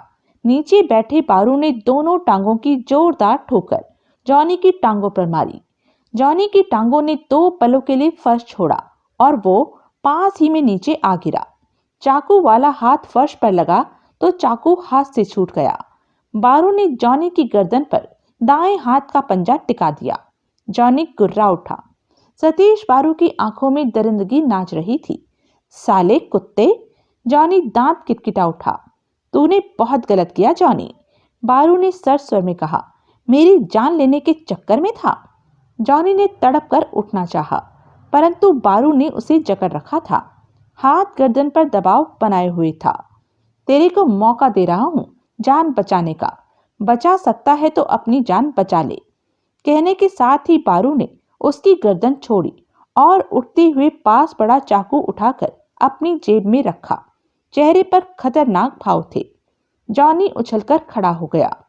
बारू, मैं तुझे मार दूंगा, जॉनी ने पागलों की तरह कहा। चला जाना शेडी, तेरे में इतनी जान नहीं कि तू मुझे मार सके, बारू ने एक एक शब्द चबाकर कहा। जब तक चाकू तेरे हाथ में था तभी तक ही हिम्मत तेरे में थी। तेरे को पिटाई से बहुत डर लगता है ना? मैं वादा करता हूँ तेरी पिटाई नहीं कराऊंगा। बचा ले अपनी जान और भाग जा इधर से। मेरे से पंगा खड़ा करने का मतलब जानता है ना तू? मैं फिर आऊंगा, जॉनी दरवाजे की तरफ बढ़ता कुर्राया। इस बार तेरे को जिंदा नहीं छोड़ूंगा। जॉनी बाहर निकलता चला गया। चेहरे पर कठोरता समेटे आगे बढ़कर सतीश बारू ने दरवाजा बंद किया और जेब से जॉनी का चाकू निकालकर एक तरफ रखा। दांत भिजे होने की वजह से गालों की हड्डियां बाहर को उभर रही थी। वो वापस सोफे पर आ बैठा, आंख बंद कर ली। 10-20 मिनट तक वो यूं ही बैठा रहा। फिर आंखें खोली तो चेहरा काफी हद तक सामान्य हो चुका था। उसने मोबाइल उठाया और नंबर मिलाकर फोन कान से लगा लिया। अब चेहरे पर गंभीरता दिख रही थी। हेलो, दूसरी तरफ से उसके आदमी राजन जाघव की आवाज कानों में पड़ी। जाघव, कहिए। जॉनी मेरे घर पर आया था। वो पैसे देने से बेहतर समझता है कि मेरी जान ले ले। हुआ क्या? चाकू से मुझे मारना चाहा। किधर है वो? पकड़ रखा है उसे क्या? मैंने उसे जाने दिया, ये मेरा घर था, समझा? जी। वो जिंदा रहा तो फिर मुझे मारने की कोशिश करेगा। उसे खत्म कर दे। काम इस तरह करना कि किसी को ये न लगे कि ये काम हमारा है। हमें अपने धंधे की तरफ ध्यान देना है, सिर्फ ड्रग्स की तरफ। परंतु जॉनी को खत्म करना भी अब जरूरी हो गया है। मैं ये काम कर दूंगा। सतीश बारू ने फोन बंद करके रखा और किचन में जाकर कॉफी बनाने लगा। चेहरे पर गंभीरता थी। इसी बीच उसका फोन बजा तो कमरे से फोन उठा लाया और बात की। दूसरी तरफ उसकी माँ गांव से बात कर रही थी। कैसी हो माँ? सतीश बारू ने कॉफी को प्याले में डालते हुए कहा। मैं तो ठीक हूँ, पर तूने छोटी के बारे में क्या सोचा? 15 दिन से तूने कोई जवाब नहीं दिया। मुंबई में उसके लिए कोई लड़का है तो बता, मैं उसे लेकर तेरे पास आ जाती हूँ। उसका ब्याह करना है कि नहीं? तू अपनी जिम्मेदारी क्यों नहीं समझता? उधर से माँ ने कहा। माँ, मेरे इधर कोई अच्छा लड़का नहीं मिल रहा, सतीश बारू ने कहा। मुंबई में अच्छे लड़के मर गए क्या? ये बात नहीं, मैं इधर चौधरी के बेटे का रिश्ता आया है, उसका क्या करूं? कौन सा चौधरी? चौधरी लाल सिंह का बेटा, जो कि शहर से पढ़कर आया है, वहां नौकरी भी कर रहा है, खाता पीता घर है, छोटी के लिए ठीक रहेगा। पर वो 10 लाख शादी में मांगते हैं, दहेज अलग से। बारात भी 300-400 से कम क्या होगी? कहते हैं खाना बढ़िया चाहिए बारात को। ये तो खर्चा बहुत बैठ जाएगा। इतना पैसा हम कहाँ से लाएंगे? उधर से माँ ने कहा। खर्चा हो जाएगा, तू हाँ कर दे। हाँ तो मैं कर दूंगी, पर जब तक तू नहीं आएगा तब तक काम कैसे होगा? मैं जल्दी आऊंगा, तू बात को आगे बढ़ा। 20-25 लाख का खर्चा बैठेगा। इतना कर दूंगा माँ, पैसा हो जाएगा। और जब की भी शादी तय करे तू हाँ कर देना और मुझे बताती रहना। शादी भी वो जल्दी की कह रहे थे। कोई बात नहीं, तू बात करके मुझे बता तो। सतीश बारू फोन कान से लगाए कॉफी का प्याला उठाए ड्राइंग रूम में आ गया। एक बार छोटी से पूछ लेना कि उसे चौधरी का लड़का पसंद है ना? उसे क्यों ना पसंद आएगा? पढ़ा लिखा है, हाथ पांव सलामत है, नौकरी करता है, गांव में इतना बड़ा घर है। चौधरी से बात करके तुझे फोन करूंगी। उसे कह देती हूँ कि लड़का लड़की देखने की रस्म तो पूरी कर लेते हैं और रिश्ता पक्का कर लेते हैं। शाम 4:30 बजे सतीश बारू अपने ठिकाने पर पहुंचा। ये 2 कमरों में जगह थी। यहाँ बारू ड्रग्स को बड़े पैकेटों में लाकर उसकी पुड़ियों में पैकिंग कराता था। ये स्लम एरिया था और ऐसे काम करने के लिए सस्ते में छोटे बच्चे मिल जाते थे। कई बार तो ड्रग सप्लाई का काम भी बच्चों से ही करा लेता था। यूं उसने 4 आदमी रखे हुए थे जो कि पुड़ियों में ड्रग्स बेचने का काम करते थे।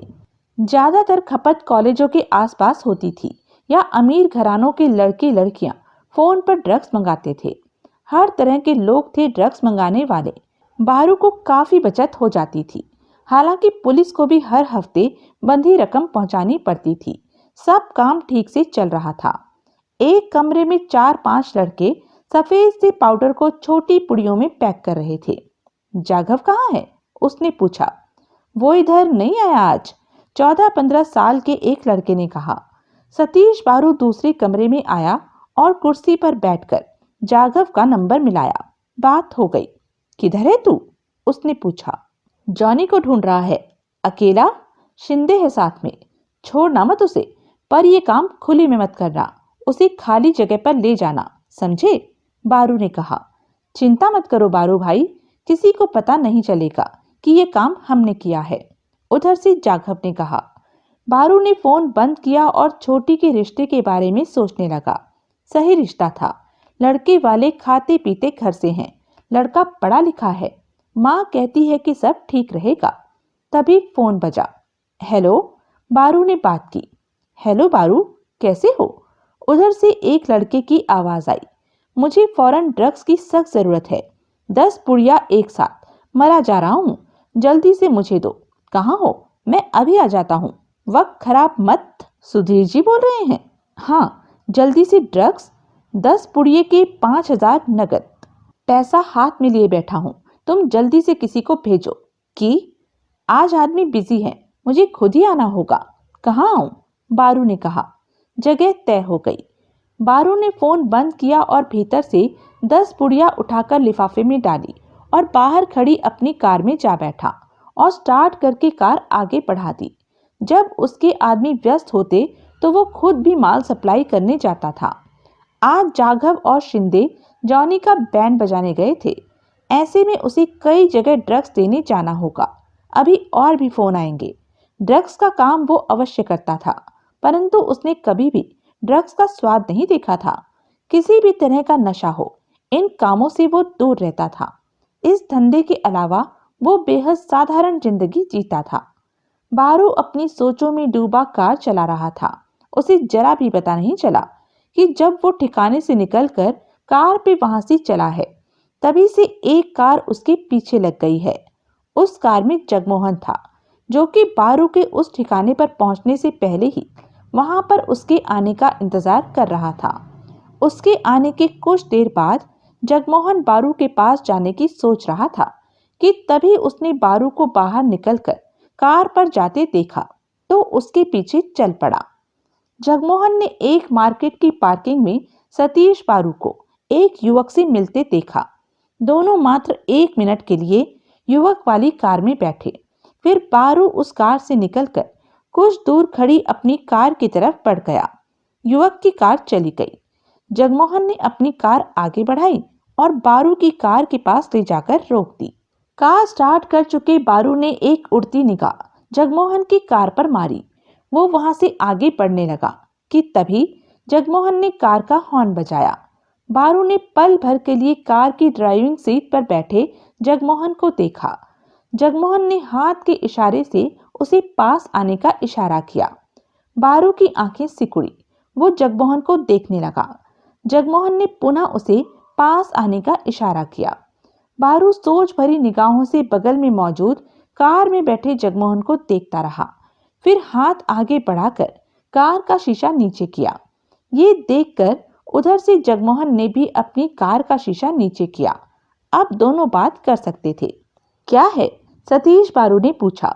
तुमसे बात करनी है, मेरी कार में आ जाओ। जगमोहन ने कहा। मैं तुम्हें नहीं जानता कि तुम कौन? मैं तुम्हें जानता हूँ। तुम सतीश बारू हो और मैं तुम्हारे उस ठिकाने से तुम्हारा पीछा करते आ रहा हूँ। बारू सतर्क हुआ। उसकी आंखें सिकुड़ी। दोनों कई पलों तक एक दूसरे को देखते रहे। आ जाओ, किसी शक वहम में मत पड़ो। नाम क्या है तुम्हारा? बारू ने पूछा। जगमोहन। हम इसी तरह बात नहीं कर सकते, दूसरा सुन लेगा। कितने लोग हैं तुम्हारे साथ? अकेला हूं। हैरानी है तुम डर रहे हो। मैंने तो सुना है तुम बहुत बहादुर हो। कहो तो मैं आ जाऊं तुम्हारी कार में। बारू ने इंजन बंद किया और जेब में पड़ी रिवॉल्वर को टटोला। कुछ भी हो सकता था। उसके धंधे में दुश्मन बहुत हैं। क्या पता इसे जॉनी ने भेजा हो। दरवाजा खोलकर बारू कार से बाहर निकला और जगमोहन की कार का दरवाजा खोलकर उसके बगल में आ बैठा। जेब में पड़ी रिवॉल्वर को इस तरह सेट किया कि फौरन निकाला जा सके। दोस्तों के बीच रिवॉल्वर की जरूरत नहीं पड़ती। जगमोहन मुस्कुराया। क्या पता कब क्या हो जाए। सतर्क रहना अच्छी आदत है। इससे कभी कभी जिंदगी लंबी हो जाती है। जॉनी ने भेजा है तुम्हें? जॉनी? जगमोहन ने सिर हिलाया। मैं किसी जॉनी को नहीं जानता। बारू जगमोहन को देखता बोला, तो तुम मेरा पीछा कर रहे थे? हाँ, तुम्हारे ठिकाने पर तुमसे बात करने आने ही वाला था। तुम्हारे इंतजार में मैं पहले से ही वहां था, परंतु आने के 10 मिनट बाद ही तुम बाहर निकले और कार लेकर चल पड़े, तो तुम्हारे पीछे आना पड़ा। तो तुम मुझे जानते हो? क्राइम की दुनिया में आज तक तुमने जो किया है वो सब जानता हूँ, जगमोहन ने कहा। कभी तुम शंकर गोला के गैंग के नामी आदमी माने जाते थे। गैंग में तुम लोग सिर्फ 6 थे और बड़े बड़े कारनामे कर डाले थे। 2 बार तुमने अपनी जान पर खेलकर शंकर गोला को बचाया था, परंतु एक वक्त ऐसा भी आया कि तुमने खुद ही शंकर गोला के सिर में गोली मार दी। सतीश बारू के होठ भींच गए। बोला, बहुत कुछ जानते हो तुम। ये बात 6 साल पहले की है। शंकर गोला के गैंग की काफी धाक जम चुकी थी अंडरवर्ल्ड में। मेरे ख्याल में तो ये गैंग और भी आगे जाता, परंतु तुमने शंकर गोला को मारकर सब कुछ खत्म कर दिया। उसके बाद तुम आपस में लड़ने लगे। 5 में से 2 तो उसी वक्त मारे गए जब तुमने शंकर गोला को मारा। तुमने ही उन्हें शूट किया था। बाकी 2 में से 1 को तुमने तीसरे दिन शूट किया। बाकी बचा 1। दीनानाथ चौके बच गया। सतीश बारू के दांत पिंच गए। वो आज तक तुम्हारे हाथ नहीं आया और जहां भी है जिंदा है। तुमने 3 साल तक उसकी तलाश जारी रखी और जब तुम्हें लगा कि वो नहीं मिलेगा तो तुम आराम से बैठ गए। इस दौरान तुम्हें कई दादाओं के ऑफर आए कि तुम उनके साथ काम करो, परंतु तुमने किसी के साथ काम नहीं किया और अपना ड्रग्स का काम शुरू कर दिया। सतीश बारू के चेहरे पर कठोरता नाच रही थी। क्या सोच रहे हो बारू? दीनानाथ चौके की याद दिला दी तुमने। सतीश बारू गुर्राया। क्या हुआ था? ये बात शायद खुल नहीं पाई कि तुमने शंकर गोला और गैंग को क्यों खत्म कर दिया। बारू ने जगमोहन को घूरा। तुम्हें क्यों बताऊं? बारू गुर्राया। मर्जी तुम्हारी, मत बताओ। कौन हो तुम? डकैती मास्टर देवराज चौहान का नाम तो सुना होगा। क्यों? बारू जगमोहन को देखने लगा। मैं उसका खास साथी जगमोहन हूँ। सतीश बारू पल भर के लिए चौंका, फिर संभल गया। ओह, तो तुम वो जगमोहन हो? बारू जैसे अपने आप से बोला। तुमसे कोई काम था, बात करनी है, तभी तुम तक पहुंचा। सतीश बारू कई पलों तक खामोश रहा, फिर कह उठा। मैंने शंकर गोला को क्यों गोली मारी, क्यों गैंग को खत्म किया, ये जानना चाहते हो ना तुम? ये ठीक है कि शंकर गोला का नाम चलता था, परंतु उसमें मेहनत हम सबकी ही थी। हम में ये बात तय थी कि गैंग जितनी भी दौलत इकट्ठी करेगा उसके सब बराबर के हिस्सेदार होंगे। खर्चा पानी हम ले लेते और दौलत को शंकर गोला संभाल के रख लेता। हमने सोचा था कि शंकर गोला दौलत को संभाले हुए है, पर वो औरतों पर दोनों हाथों से दौलत लुटा रहा था। मैंने इस बात पर ऐतराज करना शुरू कर दिया कि शंकर गोला हमारे पैसे बर्बाद कर रहा है, परंतु किसी ने मेरी बात नहीं मानी। सब शंकर गोला की तरफ थे। आखिरकार मैंने कहा कि इकट्ठी की दौलत से मुझे मेरा हिस्सा दे दिया जाए। मैं गैंग से अलग होना चाहता हूँ। ये बात गोला को और दूसरों को पसंद नहीं आई। वो मेरे खिलाफ हो गए। हालात ये हो गए कि शंकर गोला मेरी मौत के बारे में सोचने लगा और गैंग के बाकी चारों उसकी बात से सहमत थे। इससे पहले कि वो मेरी हत्या कर पाते, मैंने शंकर गोला को मार दिया। उस वक्त 2 और पास थे, उन्हें भी मार दिया।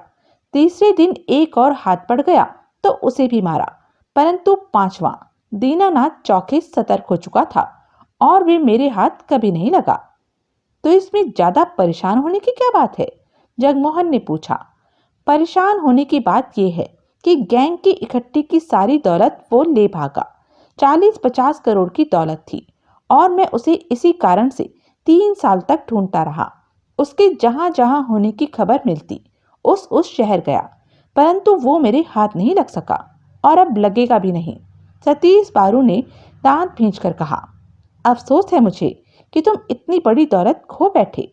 जगमोहन ने कहा। तुम मेरे पास क्या करने आए हो? सतीश बारू सामान्य होने की चेष्टा करता कह उठा। ये पूछने आया हूँ कि आखिर तुम ड्रग्स का छुटपुट धंधा कब तक करते रहोगे? इसमें तो कदम कदम पर खतरा है। पुलिस कभी भी पकड़कर जेल में डाल देगी। तुम्हारा कोई दुश्मन तुम्हें पीछे से गोली मार देगा। तुम इस धंधे में सुरक्षित नहीं हो। सतीश बारू के चेहरे पर छोटी सी मुस्कान उभरी और लुप्त हो गई। तुम्हें मेरी चिंता क्यों होने लगी? मुझे नहीं, स्वरूप पांडे को तुम्हारी चिंता है। स्वरूप पांडे? सतीश बारू के होठों से निकला। जानते हो उसे? हाँ, उससे मेरी अच्छी पहचान है। उसी ने हमारा ध्यान तुम्हारी तरफ करवाया है। मैंने तुम्हारे बारे में जाना तो तुम बंदे ठीक लगे। देवराज चौहान की तरफ से तुम्हें उन नोटों की भरपाई करने का एक मौका मिल सकता है जो दीनानाथ चौके ले उड़ा था। सतीश बारू सतर्क दिखने लगा। क्या मतलब? देवराज चौहान एक डकैती करने जा रहा है। अगर तुम साथ में मिलना चाहो तो मिल सकते हो। जो भी साथ में होगा, देवराज चौहान उन सबको लेकर ऐसी जगह पहुंचेगा जहां बेहिसाब नोट पड़े हैं। ये अब सब पर निर्भर होगा कि कौन कितने ज्यादा नोट वहां से समेट कर ला पाता है। जो जितने नोट समेटेगा वो उसी के होंगे। उसी को ही उठाकर वहां से बाहर लाने होंगे। सतीश बारू जगमोहन को देखे जा रहा था। पसंद नहीं आई मेरी बात? जगमोहन ने पूछा। पसंद आई, परंतु मन है देवराज चौहान के साथ काम करने का? हाँ, करूंगा, परंतु सवाल मत पूछना। अभी हम अपने काम के लोगों को इकट्ठा कर रहे हैं। उसके बाद जब सब मिलेंगे तो तब खुलकर बातें होंगी। काम करना कब है? सतीश बारू ने पूछा। जल्दी ही, कुछ ही दिनों में। सतीश बारू ने गहरी सांस ली और बोला, मैं तैयार हूँ। देवराज चौहान जैसे डकैती मास्टर के साथ काम करके मुझे खुशी होगी। वैसे भी अब पैसे की जरूरत है मुझे। तो तुम्हें आज से ही ड्रग्स का काम छोड़ना पड़ेगा। क्या ये जरूरी है? बहुत जरूरी है। जब तक हमारे साथ काम करोगे तब तक कोई और काम नहीं करोगे। इससे खामखा के लफड़े पैदा हो जाते हैं, कई समस्याएं खड़ी हो जाती हैं। अगर तुम्हारी हाँ है तो तुम अभी से हमारे साथ हो, नहीं तो साथ नहीं हो। बोलो। सतीश बारू के चेहरे पर सोच के भाव उभरे। कार में कुछ पल खामोशी छाई रही। ठीक है, ड्रग्स का काम मेरे आदमी संभाल लेंगे। मैं अभी से तुम्हारे साथ हूँ। अब अगर ड्रग्स के काम में दखल दिया तो तुम डकैती से बाहर कर दिए जाओगे। ऐसा नहीं होगा। मैं समझता हूँ। देवराज चौहान के साथ काम करने का मौका मैं नहीं छोड़ूंगा, सतीश बारू ने कहा। तो यह थी अब तक की कहानी। आगे की कहानी जानने के लिए बने रहें मेरे साथ। और हाँ, मेरे चैनल को लाइक, शेयर और सब्सक्राइब करना ना भूलें। और कमेंट करके ज़रूर बताएं कि यह वीडियो आपको कैसा लगा। धन्यवाद।